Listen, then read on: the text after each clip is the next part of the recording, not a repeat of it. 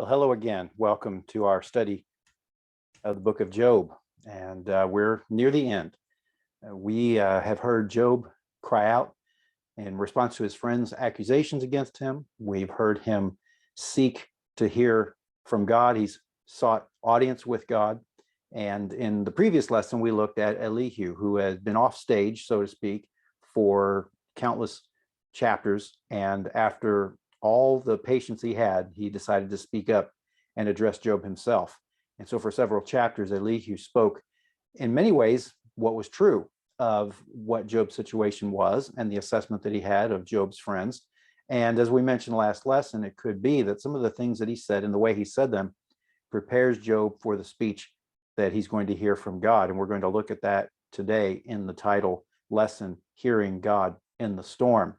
There is a little bit of what Elihu said in chapter 37 of last lesson. We didn't read it. We only read the last part, but I think it's important as we get ready to read parts of chapter 38 and then part of chapter 40 to go back and look at chapter 37, because it is going to give us some context for what happens in this text here. But I have a question for you. Do you know the saying, be careful what you ask for, you just might get it? What does that mean? It typically means something along the lines of, you will get what you ask for, but it may not be in the way that you expected. It may come with some implication, or it come with some kind of side effect that you're not aware of, or it may come in a kind of excess to what you had asked for. Sometimes when you ask for something, there are other things that come along with it. And as I think about what we're about to read, I think about that statement. Job has spent all this book seeking God's audience, seeking to talk to God, seeking to be vindicated by God. He's been asking and asking and wanting, and he's not heard anything. It's been silent on God's part. Then we hear from Elihu. And as we said, that kind of prepares Job for what's about to happen. He doesn't know that it's going to be God that speaks next. But when it does happen, after a long wait, Job does hear from God. And yet, as we've pointed out, and as we'll read, it's not what he expected at all. And I want us to think about that as we move forward. Two things I want you to be thinking about as we go through the lesson, and we'll be moving into the next lesson as well. And that has to do with the way that God responds to Job. Will that trouble you? That may not mean much to you right now. It'll mean a lot to you when I go through the text. And then what do you think of Job's response to God's speeches to him? Our lesson is divided up into two main sections, and let me go ahead and give you those divisions now before I read the text, so that what will happen is you'll be able to see where we're going as we move forward. As we go through the text, we're going to be looking at two short passages. We're going to be looking at chapter 38, verses 1 to 7. I do want to read more of chapter 37 to you as prelude, and we'll talk about what goes on in chapter 38. But really what we're seeing in our first 7 verses are the introduction to the Lord's first speech to Job. Now, there will be another speech that we'll see and review in the next lesson. And then what we're going to hear is Job's response. There is a small exchange of question and answer between Job and God in chapter 40, verses 1 through 5. This is going to be a rather interesting situation as we go through the text, because, as we said, we've been looking at Job. We know what Job's been going through. We know why, in one respect, Job has been going through what he's going through. And now God speaks, and you might expect that what God will do is tell Job everything that's been happening. You may expect him to say, you know, I knew that you were faithful, and that no matter what the Satan would throw at you, you would never curse me. You would never leave me. And yet that is not what happens. Let's read the text. I want to read chapter 38, 1 through 7 with you, go through it a little bit, set some of the scene for you, and then talk a little bit more about what takes place throughout that chapter and really into chapter 39 before we look at Job's response to another question that God has for him. Chapter 38, verses 1 to 7 read this way. Then the Lord answered Job out of the whirlwind and said, who is this that darkens counsel by words without knowledge? Now gird up your loins like a man, and I will ask you, and you will instruct me. Where were you when I laid the foundation of the earth? Tell me, if you have understanding, who set its measurements, since you know, or who stretched the line on it? On what were its bases sunk? Or who laid its cornerstone? When the morning stars sang together and all the sons of God shouted for joy.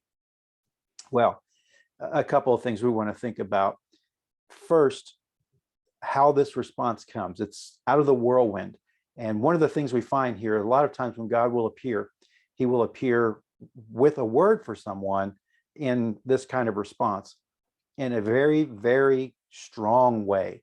One of the things that Hartley in his commentary has said is that God will speak and make his presence known in various kinds of strong phenomena. Here we know the whirlwind. Now that hasn't been mentioned yet, but it is a kind of a natural phenomenon, a strong weather event, if you will. And what we're finding is that this is consistent in some ways with what we find in other places in the Old Testament and God appearing to speak. We have places throughout the Old Testament where he speaks and there is thunder, and we'll talk about that in a moment. There are dark clouds, there are earthquakes, there's fire. All of this indicates that when God appears, it's a holy presence and that there should be readiness for what he's about to say.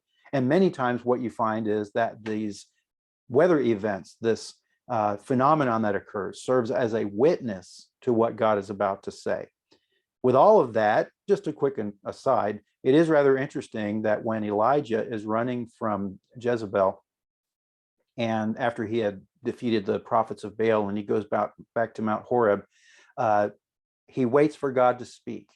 And what is said is that God did not speak in the storm and the rain and thunder and the wind, but through a still small voice. And why would that be significant? Because as we've just said, Elijah might be expecting to hear from God through these various strong phenomena, but he doesn't.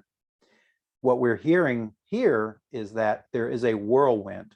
And again, it may come out of nowhere, but in reality, as I said, Elihu may have been preparing Job for the presence of God in his own speech, not just in terms of the questions and the theology that he would be stating to Job regarding God's character and righteousness, but in the way he might do that as well. What I want to do is turn our attention real quickly to chapter 37, verses 1 to 13, and Elihu's speech, which lists various kinds of phenomenon. And so while we only gave passing reference to it last week with regard to the idea of storm, I think it's important to read it in this lesson as well, so that we get an idea of what's going on there. And we'll say more about what's going on as we read further. But I want you to think about this. We only mention the whirlwind here, but this is what Elihu has said at the beginning or the first half of chapter 37. We read chapter 37, verses 14 to 24 last week to conclude Elihu's speech. But here's what he says at the beginning of chapter 37 in that fourth speech. At this also my heart trembles and leaps from its place. Listen closely to the thunder of his voice and the rumbling that goes out from his mouth. Under the whole heaven he lets it loose, and his lightning to the ends of the earth. After it, a voice roars. He thunders with his majestic voice, and he does not restrain the lightnings when his voice is heard. God thunders with his voice wondrously, doing great things which we cannot comprehend. For to the snow, he says, fall on the earth, and to the downpour and the rain, be strong. He seals the hand of every man, that all men may know his work. Then the beast goes into its lair and remains in its den. Out of the south comes the storm, out of the north the cold. From the breath of God ice is made, and the expanse of waters is frozen. Also with moisture he loads the thick cloud. He disperses the cloud of his lightning. It changes direction, turning around by his guidance, that it may do whatever he commands it on the face of the inhabited earth. Whether for correction or for his world or for loving kindness, he causes it to happen. Now, again, first what we're seeing there is the phenomenon around what God does when he speaks, but it also moves into the notion that God is in control over everything related to nature. And in this case, he can call forth the whirlwind and speak out of it. So we're told here that the Lord spoke to Job out of the whirlwind. Now, a couple things to note about that. We've already discussed the nature of God speaking in a powerful way. But one of the things that's pointed out in a couple of commentators is the fact that it's the Lord speaking to Job. Two things about that. The word Lord here in your Bibles will be in all caps. That is the covenant name Yahweh. What's significant about that? Well, as Hartley in his commentary points out, this is the first time since the prologue that God has been referred to as Yahweh, the Lord. What's been said up until that point is the word God. Now, Yahweh, in his theophany, in his appearance, reveals himself to Job, and he is called Lord. Second thing is, after all the discussions that's been occurring between Job and his friends, and then Elihu coming in, when God speaks, when the Lord speaks, he addresses Job directly, and there is no reference to any of the friends. Yet, there will be a discussion coming up in a succeeding chapter, but right now, all the attention goes to Job. It's as if God said, Job, you wanted to talk to me, here I am. And now what happens? What happens next then is a series of questions. First, the question he asks is, who is this? Notice again what he says. As he asks the question, he says, who is this that darkens counsel by words without knowledge? What's happening here? Does this mean God doesn't know who Job is? I don't know. He absolutely knows who Job is. What he wants to know is, in some respect, who does Job think he is? Who darkens the counsel with what he thinks is understanding? Now, right out of the gate, considering all that Job has been pondering and wanting to know about his suffering, God's response is that Job is not wise. He's thinking he's got counsel, but he doesn't. And what we see then is God preparing Job for a series of questions that will put him back on his heels a little bit and make him really think about all that he's been going through. Now, a real quick note. We have looked through the responses of Job and recognized that they are pious, that they, I think, are legitimate, that what Job is doing is wanting anything any of us would want. And that is to know why we're going through what we are enduring. Job wants to know. He has said he hasn't done anything wrong. He wants to know. But what may come about, similar to what Elihu said previously, God will say throughout these texts is, do you really have a right to ask? And do you know who you're asking? Now that seems counterintuitive to us, knowing what we know about God, that instead of answering the questions that Job has been asking, what we're going to hear are questions from God himself. It's not that God did not know who Job was. It's that what we have here is God pointing to Job, asking him who he thinks he is. Now, what happens in verse 3, of course, is the statement about getting ready for what is about to happen. The New American Standard 95 says, gird up your loins. And that's old language. We don't use that anymore. Girding up your loins, though, would be getting ready for battle, getting ready for some kind of conflict, getting ready to run sometimes as well.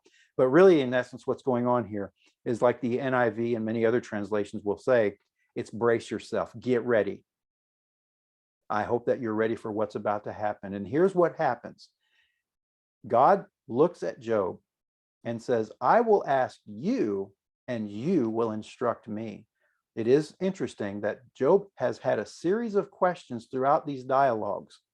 And now when God responds to Job, he says, I'm going to ask you some questions, and you will instruct me. You will answer me. You will give me what your wisdom is on these topics. What is going to follow then, and we'll talk about this in a moment, will be a series of questions and challenges. And there will be a pattern as you go through chapters 38 and 39 of God asking a series of questions related to various aspects of creation, and we'll list that. And then at many times give explanations of things. But ultimately what God is doing here is he's putting Job in a position to be pondering who he is in relationship to God. And the first question, right, that Job is requested to ask or answer is this in verse 4. Where were you when I laid the foundation of the earth? God says, tell me. He says, tell me. Now, this verse 4 opens up a series of questions that actually go all the way to verse 15. We're only going to be reading to verse 7 here, but we'll ponder a little bit about what's going on through verse 15. But what we're seeing here and the series of questions that follow are questions about the creation of the universe. Note again the question, where were you when I laid the foundation of the earth? And all the other questions that are related in verses 5 through 7 after this deal with creation in terms of like building a building. Notice the other questions that are asked. Who has set the measurements? And he goes on to say, since you know, who stretched out the line on it? That may be the plumb line, it may be a measuring line, the idea of making sure everything's in its proper place, level and vertical and so forth. God goes on to ask, what were its bases sunk, or who made the bases? In other words, who laid the foundation? And what God is doing there is giving every component related to a building project. What were the bases sunk into? Who laid the cornerstone?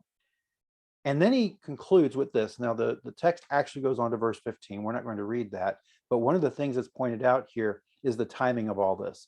When the morning stars sang together and all the sons of God shouted for joy. What we're seeing here then is God is asking Job, where were you when everything was created? It's almost as if, as God is asking the question, if Job can answer the question, then God will answer Job's questions. What you're going to find beginning here and moving all the way through chapters 38 and 39 are a series of questions. Now, I thought it would be interesting, since we're not going to take time to discuss all of chapters 38 and 39 in detail. I would challenge you and exhort you to do that. I will give an outline here in a moment, but I thought it would be interesting to consider not just this one question or series of questions that God asked Job, opening up his speech to Job, but to count all the questions. And I have to admit, when you read different versions, you're going to get different numbers of questions. And that's because some questions are separated in one version, some of them combined in another. But this gives you a general reference. Over the courses of chapters 38 and 39, according to the New American Standard Bible, God asked Job 44 questions. Now, again, many of those are related, and they are a combination of a couple of other questions. When you get to the NIV, the New International Version, it shows that there are 49 questions that God asked Job. And again, many of them are related to one another in a series. They're related to various topics that we'll see in a moment. And there will be more questions. We'll be looking next lesson at chapters 40 and 41 and beginning of chapter 42. And there are more questions yet to be asked and answered. But for all the questions that Job had for God, God had his own set of questions as well. And you get the impression then that God is here to answer as long as Job can answer. And it does seem to be out of character, or at least what we would expect. We might expect God to give the answers that Job is asking. Again, Hartley, in his commentary, in the New International Commentary on the Old Testament, says that through the next chapters 38 and 39, various aspects of creation are discussed, and God asks Job about them. So with regard to the created order of the world, beginning in verse 4 that we just read, all the way through verse 15, God asks Job questions about the structure of the world. Moving forward into the next set of verses, talks about the recesses or the depths of the world, how deep everything is, the sea and so forth. Then a series of questions in a larger section on the maintenance of the world or the sustenance of the world, how God sustains the inanimate world and the animate world. And that, of course, means animals. But he gets very specific over the next several sections, and he talks about such animals as the lioness and the raven, the mountain goat and the deer, the wild donkey and the wild ox, the wild ostrich, the horse, and birds of prey. Essentially, what God is doing is asking Job, where were you when the foundation of the earth was laid? Where were you? What can you say about all of these elements of creation, how the world is sustained, all the animals and all the inanimate parts of it, trees and so forth? Where were you in all of this? Explain to me, if you can, what you know about these things. And along the way, as he's asking questions, there will be sprinkled throughout a number of explanations as God will go on and answer some of those questions himself. Well, again, this goes on for 2 whole chapters. I think it's important that you go back and read those, because what we find taking place here is God setting up Job to ponder who he is in relationship to God. as one who is asking God questions. Well, this goes on until chapter 39. And then what we find in chapter 40, verses 1 to 5, is the conclusion and opening of a new set of dialogue. And chapter 40, verses 1 to 5 read this way. First, verse 1 and verse 2. Then the Lord said to Job, there is the word Yahweh again, said to Job, opening up another speech with a question. Will the fault finder contend with the Almighty? Let him who reproves God answer it. This is strong language. It seems as if what God is doing here is he's looking back at Job, not accusing him of sin. We're told in the book of Job, he's never sinned in all that he says, but he has looked to God, wondering why God is doing what he's doing. And God looks back to Job and says, will the fault finder contend with the Almighty? And then the challenge, let him who reproves God answer it. This is putting Job in a position of, here's your chance. Here's your opportunity to speak. He lays the floor. He opens up the floor to him after all those other questions and says, here's your chance. Say what you have to say. Interestingly enough, Job's response, verse 3, then Job answered the Lord and said, behold, I am insignificant. What can I reply to you? I lay my hand on my mouth. Once I have spoken, and I will not answer, even twice, and I will add nothing more. Notice one aspect here is similar to what Job had said in previous discussions, and that is he knows that when he enters into the presence of God, there is a place for God to find fault with him. He may go with the sense of being innocent, but in God's presence, he will recognize his own sin. Job has been speaking boldly, and we've affirmed the fact that he seems to be right in wanting to know an answer. We side with Job in many ways, wanting to know what God is doing in our lives when he allows these things to happen. And yet now Job is given the opportunity to speak, and what does he do? He covers his mouth, he says.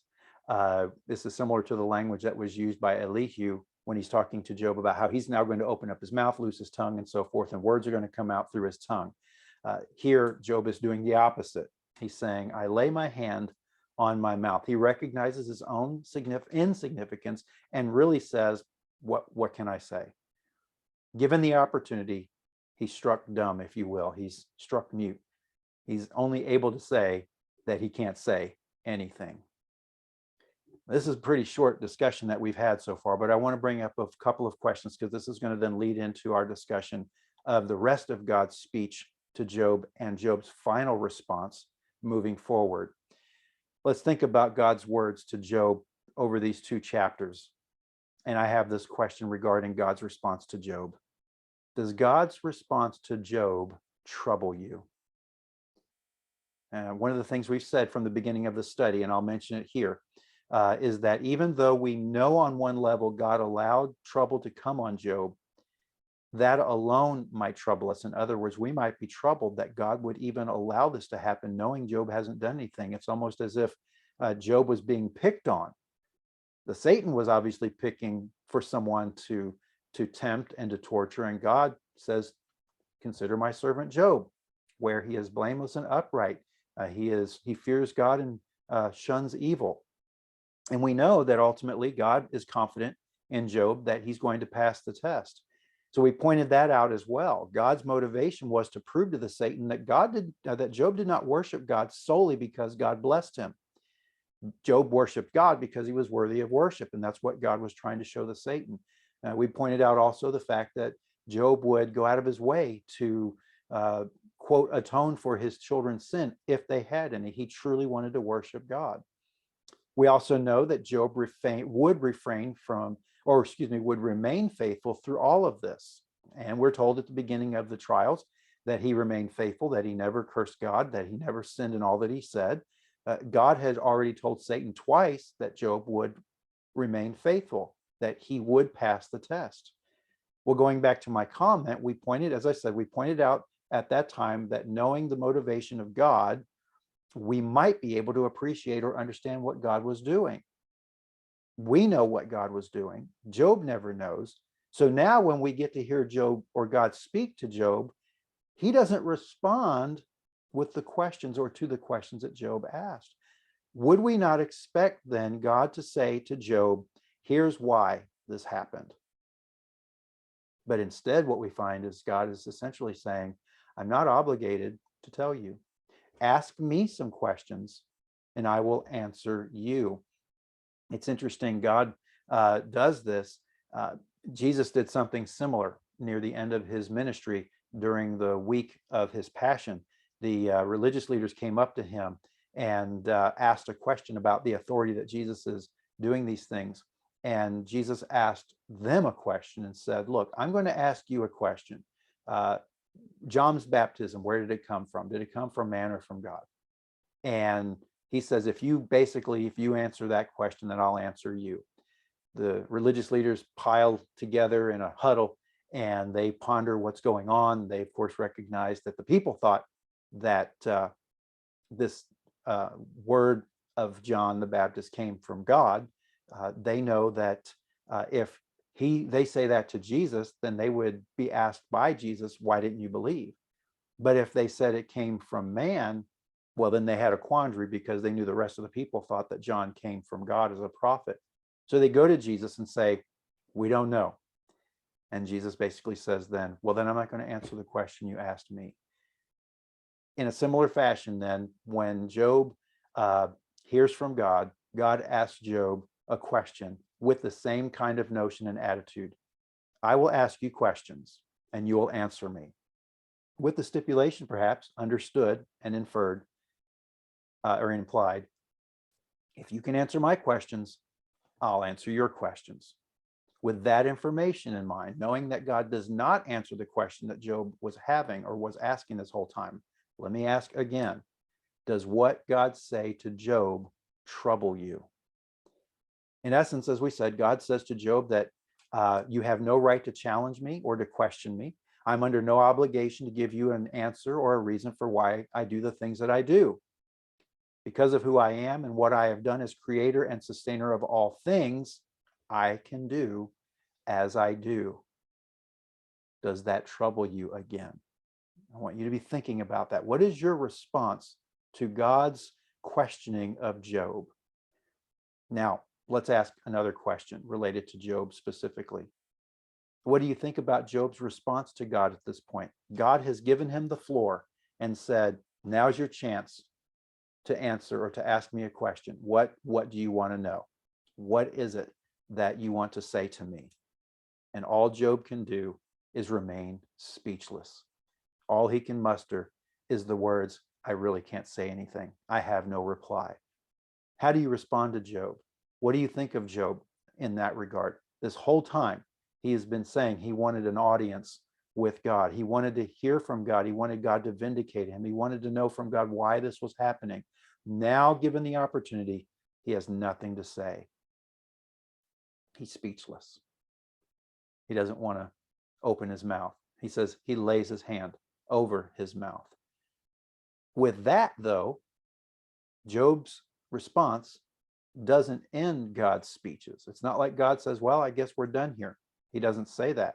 What ends up happening then is over the course of chapter 40, verses 6 all the way through chapter 41, the speeches continue uninterrupted.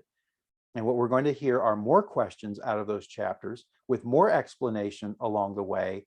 And then ultimately what we are going to hear is one more time the response of Job in chapter 42, verses 1 to 6.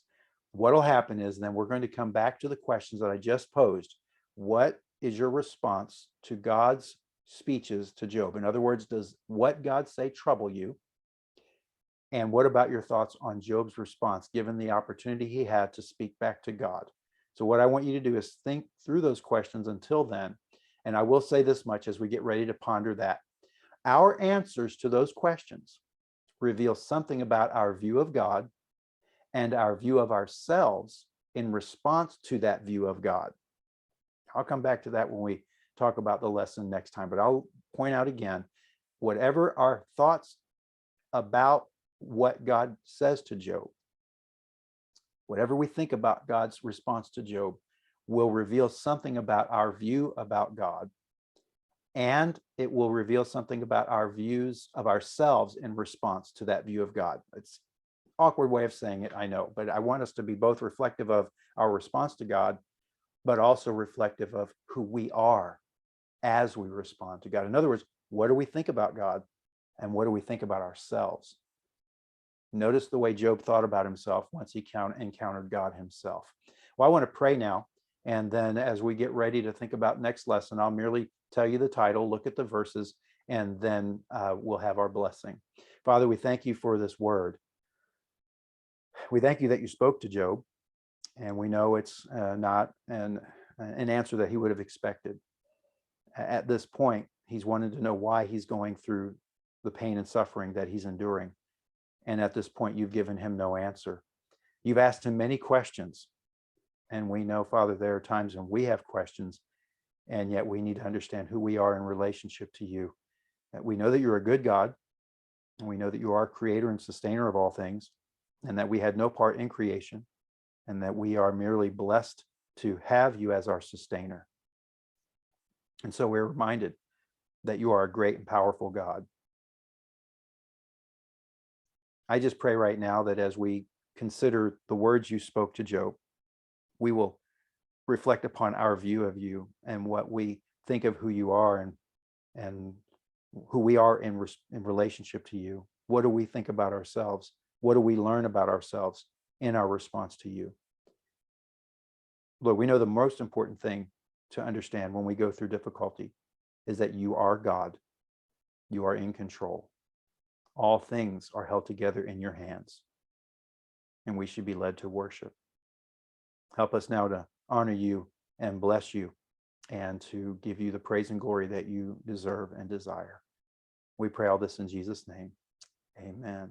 Well, as I was saying just a second ago, thinking about who God is, we really want us to think about how we would respond to God, how we understand Job in his response to God, and know, will we be satisfied as Job will be satisfied with God's answers to him?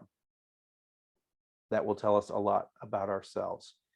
Well, next week, we're going to look at a lesson entitled When Answers Are Not Enough. And we're going to be looking at chapter 40, verses 6 through 9. We'll be moving forward from verses 1 through 5. We'll sprinkle in another section out of chapter 40. We'll look at a couple of sections out of chapter 41, and then we'll read chapter 42, verses 1 to 6, the conclusion and response of Job. Ultimately, then what happens is God is going to finish his speeches, and Job is going to react and reply. I hope that you'll read that in advance. Think about that. We'll ponder that as we move forward, and then we will bring to final conclusion the following week the book of Job in total, as we see what God does after this ordeal that Job has experienced. I hope that you have a good week, or again, however long it is before I see you again in the next lesson. But until the next lesson, I hope that you will be well and that you will be blessed.